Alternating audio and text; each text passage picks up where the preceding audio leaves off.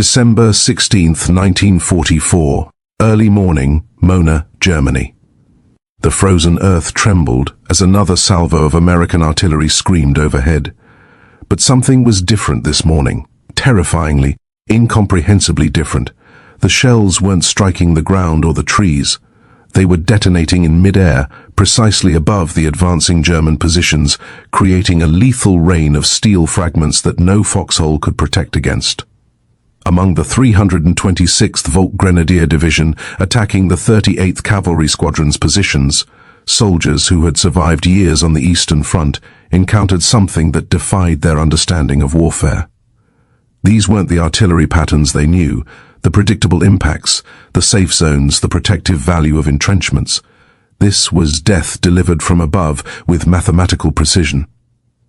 At that moment, Colonel Oscar Alfred Axelson of the 406th Artillery Group had just made one of the most consequential unauthorized decisions of the Battle of the Bulge. Against standing orders without permission from higher command, he had ordered his gunners to load shells equipped with the most closely guarded secret in the Allied arsenal, proximity fuses. These devices, containing miniature radar systems that could detect their distance from targets and detonate at the optimal height, would multiply artillery lethality by a factor of 50. The mathematics of death were about to be rewritten in the frozen forests of the Ardennes. What the German soldiers couldn't know was that they had just encountered a weapon so revolutionary that it would transform not just this battle, but the very nature of warfare itself. The storm unleashed. Operation Watch on the Rhine had begun with tremendous promise for the Wehrmacht. Hitler's last gamble involved 200,000 German soldiers, 1,000 tanks, and nearly 2,000 artillery pieces, all masked in secret through the fog-shrouded Ardennes. The Führer had assured his generals that this offensive would split the Allied armies and recapture Antwerp, turning the tide of a war that was slipping inexorably toward defeat. The initial bombardment at 0530 hours on December 16th had achieved complete tactical surprise. German artillery fired at a rate of 1,600 rounds per minute along the 85 meters front. American intelligence had failed catastrophically. They hadn't detected the massive build-up, and many frontline units were either green replacements or exhausted veterans sent to this quiet sector for rest. But at Monschau, Colonel Axelson faced an impossible tactical situation. The 38th Cavalry Squadron, a small reconnaissance unit, was being overwhelmed by superior German forces. Conventional artillery couldn't stop the assault. In desperation, Axelson made his historic decision: deploy the secret proximity-fused shells without authorization. He would later face potential court-martial for this choice. But in that moment, he recognized that following orders meant certain defeat. The effect was immediate and devastating. German soldiers advancing in traditional assault formations suddenly found themselves under a type of fire they had never experienced. The shells exploded 30 to 50 feet above them, each detonation creating a cone of fragments that covered vastly more area than conventional ground-burst shells. Veterans who knew how to take cover from normal artillery were cut down in their foxholes, behind trees, in ditches, anywhere they sought shelter. The secret science of death. The proximity fuse represented the convergence of American scientific innovation and industrial capacity at their absolute peak. Unlike conventional shells that required direct impact or time fuses that often detonated at wrong heights, the proximity fuse contained a self-contained radar system no larger than a coffee can. Inside each fuse, American engineers had packed 130 electronic components, including 4 or 5 miniature vacuum tubes, depending on the model, that could withstand the incredible 20,000 times gravity force of being fired from an artillery piece. The physics involved were staggering. At the moment of firing, the acceleration would crush a glass ampule containing electrolyte, creating a battery that powered the tiny radar for the shell's flight duration. Dr. Merle Tuve at Johns Hopkins Applied Physics Laboratory had driven this development with Manhattan Project-level intensity. The laboratory, disguised as an abandoned used car dealership in Silver Spring, Maryland, employed 3% of all American physicists at peak production. Security matched that of the atomic bomb program. Workers couldn't discuss their work, even with families, and each fuse carried a unique serial number for tracking. The technical challenge had seemed insurmountable. Vacuum tubes designed for living room radios had to be completely redesigned to survive being fired from cannons. They had to function while spinning at extreme rotational speeds, work in all weather conditions, and be sensitive enough to detect targets without premature detonation. The breakthrough came through miniaturization techniques that would later revolutionize the electronics industry. Dr. James Van Allen's tubes were no larger than pencil erasers, yet contained all the elements of conventional radio tubes. By December 1944, American factories were producing 40,000 proximity fuses daily. Over 100 companies contributed to the effort, from RCA and General Electric to Sylvania and Crossley Corporation. The program's cost reached $1 billion in 1940s dollars, second only to the Manhattan Project in wartime spending. Authorization crisis and expansion. Axelson's unauthorized use on December 16th created an immediate command crisis. He had violated direct orders restricting proximity fuses to anti-aircraft use, fearing that captured examples might be reverse-engineered by the Germans. But the devastating effectiveness at Mona was undeniable. The German attack had been stopped cold with casualties that shocked both sides.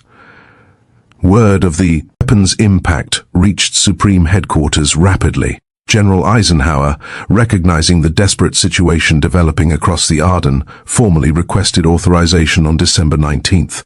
By December 21st, all restrictions were lifted and proximity fuses were released for general ground combat use across the entire Bulge battlefield. The rapid distribution that followed demonstrated American logistical superiority. Within days, proximity-fused shells were being delivered to artillery units throughout the Ardennes. The 463rd Parachute Field Artillery Battalion at Bastogne received their allocation just as the German ring closed around the town. The 420th Armored Field Artillery Battalion, with their M7 Priest self-propelled howitzers, began using them to defend the northwest approaches. The 969th Artillery Battalion, an African-American unit commanded by Lieutenant Colonel Hubert D. Barnes, employed them with devastating effect southwest of Bastogne. Each unit discovered the same truth. Proximity fuses transformed artillery from a support weapon into a decisive battlefield tool. Forward observers no longer needed to carefully adjust fire. The fuses would find their own optimal detonation point. Accuracy requirements decreased while lethality increased exponentially. Bastogne. Surrounded but superior, the siege of Bastogne provided the perfect demonstration of proximity fuses in defensive warfare. The 101 Stones Airborne Division, completely surrounded and outnumbered, held the vital crossroads against repeated German assaults. Their artillery support included the 463rd Parachute Field Artillery Battalion, equipped with 75mm pack howitzers capable of firing proximity-fused shells. Between December 19th and 31st, the 463rd fired exactly 7,676 rounds, according to official unit records. While not all were proximity fused due to limited supply, those that were had devastating psychological and physical effects. German assault formations simply melted away under the airburst barges, with entire platoon eliminated in seconds. The December 22nd attack, following General MacAuliffe's famous nuts reply to the German surrender demand, showcased the weapon's effectiveness. German infantry, advancing across snow-covered fields in traditional formations, were caught in the open. The proximity-fused shells detonated overhead with precise timing, creating overlapping patterns of destruction that left no safe zones. The all-African EMEAN 969th Artillery Battalion played an equally crucial role. Their 155mm howitzers created a ring of death around Bastogne's perimeter that German forces found impenetrable. The larger shells, detonating at 50 feet, covered even greater areas with lethal fragments. German prisoners later reported that attacking units often lost cohesion before even reaching American lines, with soldiers fleeing the incomprehensible airbursts. The Sauer River slaughter, perhaps the most thoroughly documented demonstration of proximity fuse lethality, occurred at the Sauer River near Echtan on December 25th to 26th. General George S. Patton, whose Third Army was driving north to relieve Bastogne, personally witnessed this engagement and recorded it in his memoir, War as I Knew It. A German battalion attempting to cross the partially frozen river believed they were hidden by darkness and fog from American observers.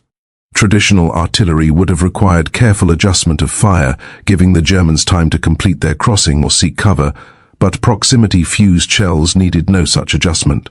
Patton wrote, "We caught a German battalion crossing the Sauer. The new posit ammunition was devastating. The shells burst in the air above them. They had nowhere to run. The river behind them, our fire in front and above. When the firing stopped, we counted 702 bodies. This figure, 702 killed by actual count, represents one of the few precisely documented casualty figures from proximity-fuse employment. The mathematical efficiency was stark. A single battalion essentially ceased to exist in minutes, with no possibility of escape or defense." The psychological impact spread throughout German units in the sector, with soldiers refusing orders to conduct river crossings. Forest warfare transformed. The Ardennes dense forests which Germans counted on for concealment became death traps when proximity fuses entered the equation. In open terrain, a proximity fuse detonating at 30 to 50 feet was deadly enough. But in forests, the effects multiplied exponentially. The airbursts shattered tree branches, creating thousands of additional wooden projectiles. These splinters, some as long as a man's arm, traveled at hundreds of feet per second with lethal effect. Traditional defensive positions, taking cover behind large trees, digging foxholes under root systems, became useless. The fragments and splinters came from above, negating centuries of tactical wisdom about forest fighting. American artillery units quickly recognized this multiplier effect. A single proximity-fused 155 mm shell detonating above the forest canopy could clear an area the size of a tennis court of all living things. The combination of metal fragments from the shell and wooden splinters from the trees created a 360-degree kill zone that no amount of tactical skill could evade. German units trained in forest warfare found their expertise worthless. Spreading out to avoid concentrated casualties made units vulnerable to the wide area effects. Bunching together for mutual support meant entire squads could be eliminated by single shells. There was no correct tactical response to this new threat. Technical supremacy in action. The proximity fuse operated on principles that seemed like science fiction to 1940s soldiers. Each fuse contained a tiny radio transmitter operating at 180 to 220 MHz, continuously sending out waves that reflected off objects: ground, trees, vehicles, human bodies. As the shell approached its target, the reflected signal strengthened. When it reached predetermined intensity, corresponding to optimal burst height, an electronic switch triggered detonation. The entire system had to function under conditions that would destroy normal electronics. During firing, the acceleration reached 20,000 times Earth's gravity, enough to crush a human body to microscopic thickness. The shells spun at rates that created massive centrifugal forces. Temperatures ranged from gun barrel heat of 30000 degrees Fahrenheit to sub-zero conditions at trajectory peak. Yet the delicate vacuum tubes protected by innovative cushioning systems survived and functioned with over 80% reliability. The optimal burst heights had been determined through extensive testing at Aberdeen Proving Ground for 105 mm howitzers. The standard divisional artillery piece 30 feet proved ideal. The 155 mm guns achieved maximum lethality at 50 feet. The rare 240 mm shells created devastating effects at 70 plus FT, capable of clearing entire grid squares of enemy forces. This technological superiority translated directly into battlefield dominance. Studies showed proximity fuses increased lethality by 5 to 10 times over conventional shells. The lethal fragment area increased by a factor of 50. Anti-aircraft applications showed even more dramatic improvements. Shooting down V-1 flying bombs improved from 17% to 79% success rate within weeks of proximity fuse deployment. Intelligence failures and German confusion. The German intelligence failure regarding proximity fuses proved catastrophic. In December 1944, Wehrmacht forces overran an American ammunition depot, capturing approximately 20,000 proximity-fused shells. This intelligence windfall should have led to immediate countermeasure development. Instead, German technical experts examined the captured fuses and declared them impossible.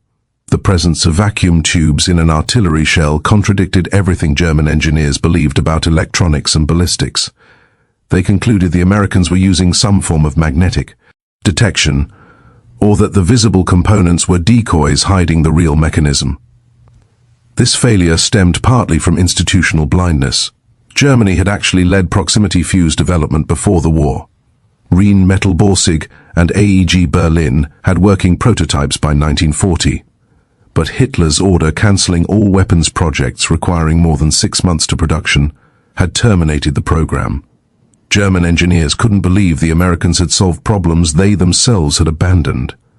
The irony deepened when considering German technical capabilities.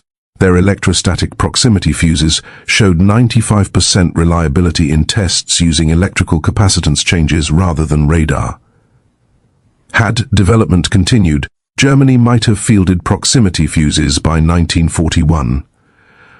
Hermann Göring would later admit during interrogation that German fuses were 3 or 4 months from production when the war ended. The Christmas catastrophe.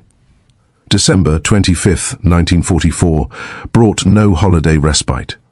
German units attempting to use Christmas for resupply and reorganization discovered that proximity fuses recognized no ceasefires. Field kitchens, supply convoys, and assembly areas came under devastating bombardment that required no forward observers. The 420th Armored Field Artillery Battalion alone fired over 1,000 rounds on Christmas Day, most proximity fused. Their M7 Priest self-propelled howitzers delivered rapid, accurate fire that caught German units completely unprepared. The ability to fire effectively without observation in poor weather during darkness transformed artillery from a daylight weapon into a 24-hour threat. The psychological impact was severe. German soldiers had learned to move during poor weather when Allied aircraft couldn't fly and observers couldn't spot them. Proximity fuses eliminated this sanctuary. Death could arrive at any moment in any weather with no warning beyond the brief whistle of incoming shells. Malmedy and Skorzeny's elite. On December 21st, SS Colonel Otto Skorzeny's elite commandos attempted to capture Malmedy. These weren't ordinary soldiers, but specially selected troops who had rescued Mussolini, nearly captured Tito, and infiltrated American lines wearing US uniforms. They represented the best Germany could field. They met devastating proximity-fused artillery fire that transformed their American disguises from tactical advantage to death shrouds. The shells exploded overhead with uncanny precision, as if they could detect the imposters below. While exact casualty figures remained disputed, the attack failed catastrophically with heavy losses that ended Skorzeny's offensive operations. The psychological breakdown among elite SS troops proved particularly significant. These soldiers, indoctrinated with beliefs in German superiority and trained to the highest standards, found themselves helpless against American technology. Some survivors reportedly charged directly toward American lines, preferring quick death to continued bombardment, a complete breakdown of military discipline among Hitler's most fanatical troops. Industrial achievement. The production miracle behind proximity fuses matched any wartime industrial achievement. By December 1944, over 100 American companies had converted to fuse production. The Crosley Corporation abandoned refrigerator manufacturing for fuse assembly. Emerson Radio retold from home electronics to weapons production. Sylvania, RCA, and General Electric dedicated entire facilities to the program. Quality control exceeded anything previously attempted in mass production. Each of the 130 components underwent individual testing. Every solder joint was inspected under magnification. Random samples were actually fired to ensure survival under combat conditions. The rejection rate was ruthless. Any component showing slight deviation was discarded. The workforce, predominantly women, maintained this precision while working 12-hour shifts 6 days a week. They couldn't know what they were making due to security. Compartmentalization. They only knew it was vital to the war effort. By By December 1944, they were producing one proximity fuse every 2 seconds around the clock. The cost reduction achieved was remarkable. In 1942, each fuse cost $732, more than a worker's annual salary. By December 1944, mass production had driven costs to $18 per unit while maintaining quality. This efficiency allowed the production of 22 million fuses during the war, with 200,000 deployed during the Battle of the Bulge alone. Patton's arithmetic General Patton understood proximity fuses' value better than perhaps any commander. His Third Army, driving to relieve Bastogne, used them as a breakthrough weapon. His artillery commander, Brigadier General Edward Williams, developed new tactics specifically for proximity fuse employment. Williams pioneered the time on target concentration using proximity fuses.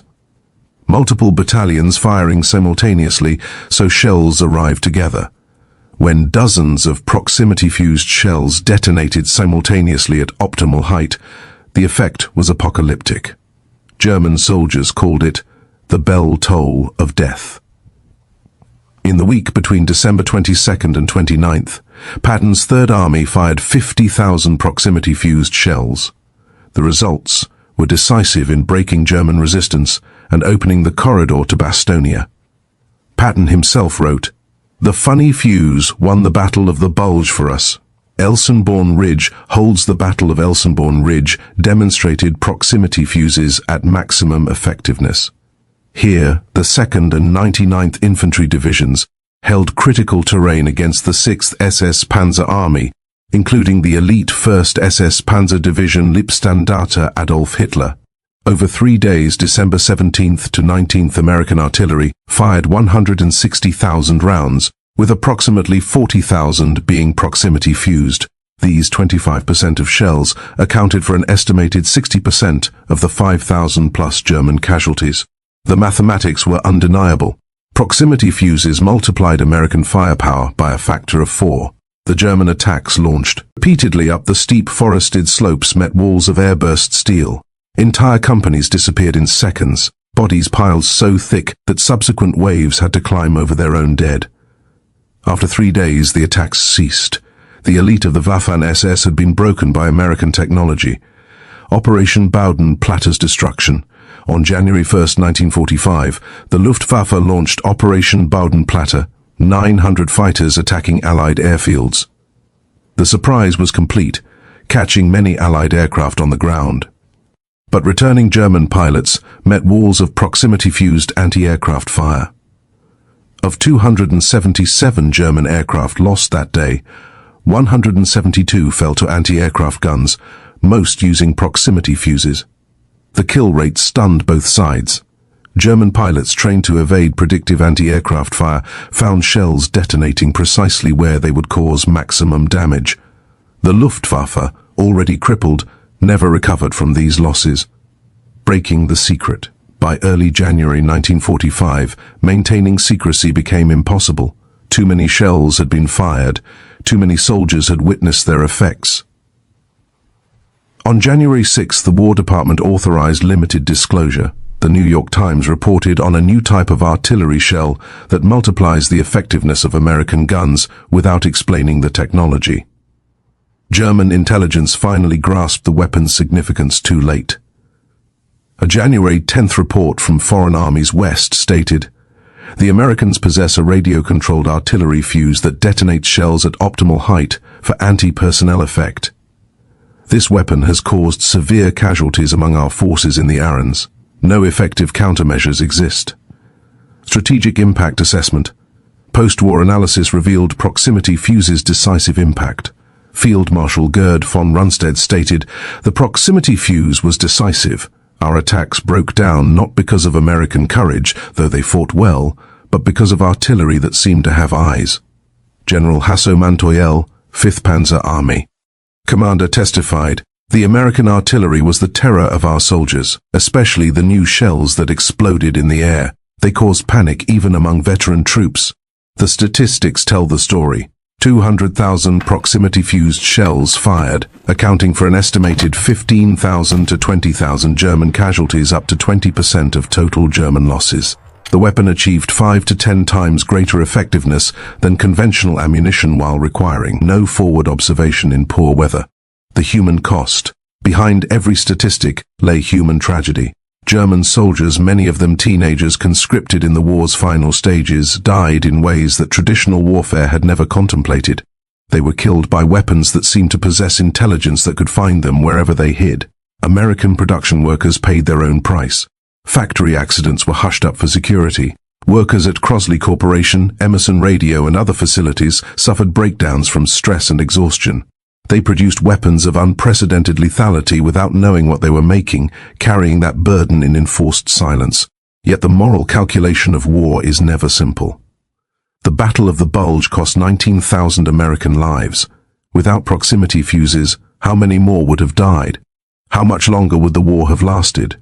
How many more Holocaust victims would have perished while battles raged?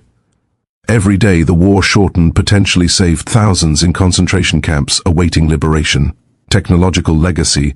The proximity fuse program generated advances that transformed post-war technology.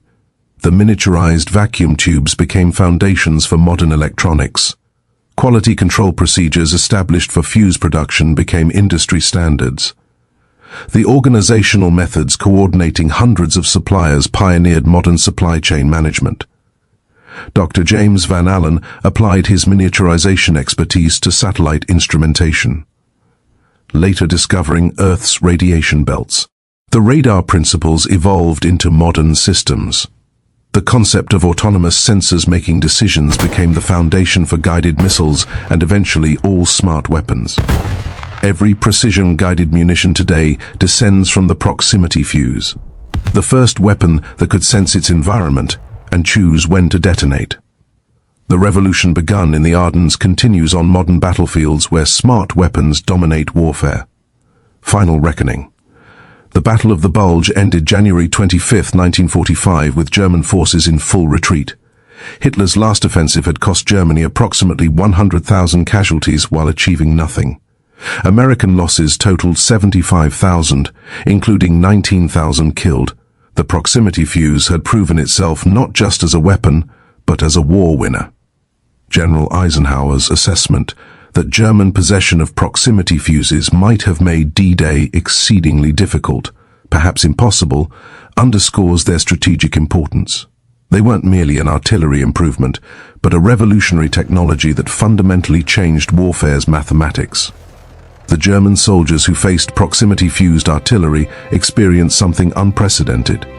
Death delivered by shells that seemed intelligent, that could find them anywhere, that transformed the very air into a killing zone. Their experience marked warfare's transformation into the technological age. From Colonel Axelson's unauthorized first use on December 16, 1944, through the systematic deployment of 200,000 shells across the Ardennes, proximity fuses demonstrated that scientific innovation could provide decisive military advantage. The convergence of American industrial capacity, scientific genius and tactical adaptation created a weapon that helped determine the war's outcome. The proximity fuse story is ultimately about transformation, technological, tactical and human. It proved that industrial democracy could produce weapons of devastating effectiveness, that innovation could overcome numerical disadvantage, that the side with superior science would likely prevail. These lessons shaped not just World War II's remainder, but the entire structure of warfare that followed. In the frozen forests of the Ardennes, the age of technological warfare truly arrived. The mathematics of death were rewritten by tiny radar sets in artillery shells, forever changing how humans wage war. The German soldiers who died beneath proximity-fused airbursts were casualties not just of a particular battle, but of a revolution in military affairs that continues shaping our world today.